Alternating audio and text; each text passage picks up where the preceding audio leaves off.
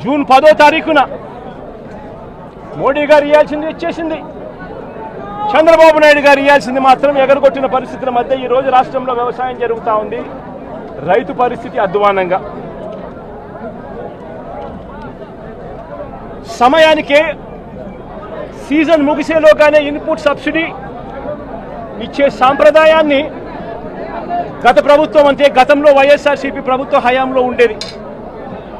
ఏ season ముగిసేలోగా ఆ సీజన్లో జరిగిన నష్టాన్ని ఆ సీజన్ ముగిసేలోగానే మరుసటి సీజన్ వచ్చేలోగానే రైతన్నకు ఇన్పుట్ సబ్సిడీ కింద సహాయం అందేది. ఈరోజు ఆ ప్రక్రియను గాలికి వదిలేసిన పరిస్థితుల మధ్య ఈరోజు వ్యవసాయం జరుగుతూ ఉంది.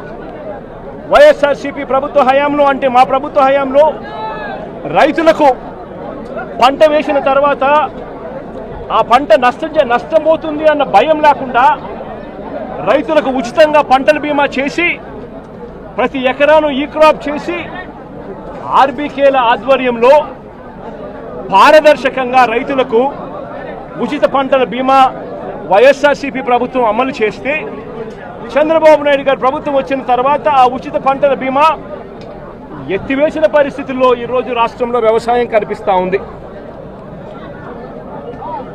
ఈ క్రాప్ వ్యవస్థను పూర్తిగా నీరుగా చేశారు. దళారీలు లేకుండా పంటలు కొనుగోలు చేసే ఆర్బీకే వ్యవస్థను నీరుగార్చిన పరిస్థితులు ఈరోజు రాష్ట్రంలో చూస్తూ ఉన్నాం.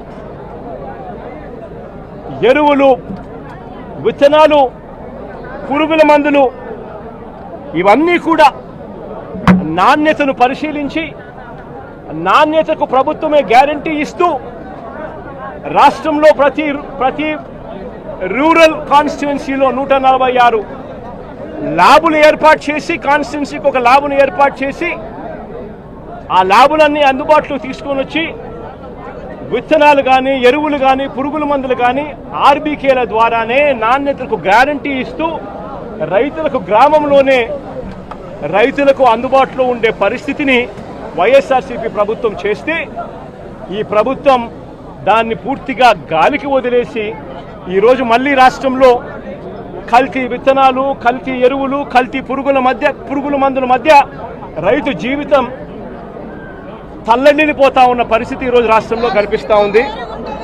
మేము తీసుకొచ్చిన ల్యాబులు ఈరోజు నిర్వీర్యం చేస్తూ ఉన్న పరిస్థితుల మధ్య ఈరోజు రాష్ట్రం కనిపిస్తూ ఉంది.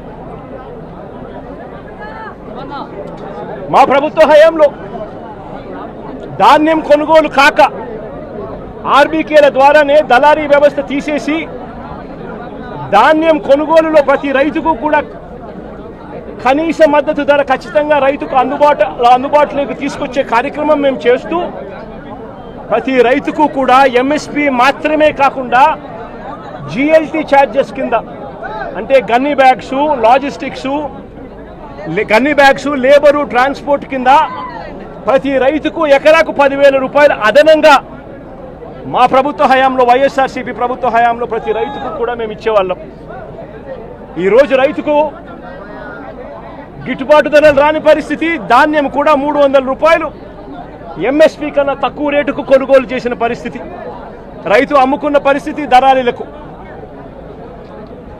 ధాన్యం కొనుగోలుకే కాకుండా మా ప్రభుత్వం వైఎస్ఆర్సీపీ ప్రభుత్వంలో గతంలో 3,000 కోట్ల రూపాయలతో ధరల స్థిరీకరణ నిధి తీసుకొచ్చి ఏకంగా 5 సంవత్సరాల కాలంలో 7,500 కోట్ల రూపాయలు ఖర్చు చేసి మార్కెట్లో కొనుగోళ్లు చేసి మార్కెట్లో పోటీతనాన్ని పెంచి రైతులకు గిట్టుబాటు ధరలు వచ్చేట్టుగా మా ప్రభుత్వ హయాంలో 7,800 కోట్ల రూపాయలు ఖర్చు చేసి రైతులను ఆదుకున్న పరిస్థితి మాది. అయితే కేంద్రం ప్రకటించిన పంటలకే కాకుండా మిరప, పసుపు, ఉల్లి, చిరుధాన్యాలు, అరటి, బత్తాయి, టొమాటో వంటి పంటలకు సైతం ఎంఎస్పీని ప్రకటించి రాష్ట్ర ప్రభుత్వమే దాన్ని ఆర్బీకేలలో దాన్ని పోస్టర్లు వేసి పెట్టి ఆర్బీకేలలోనే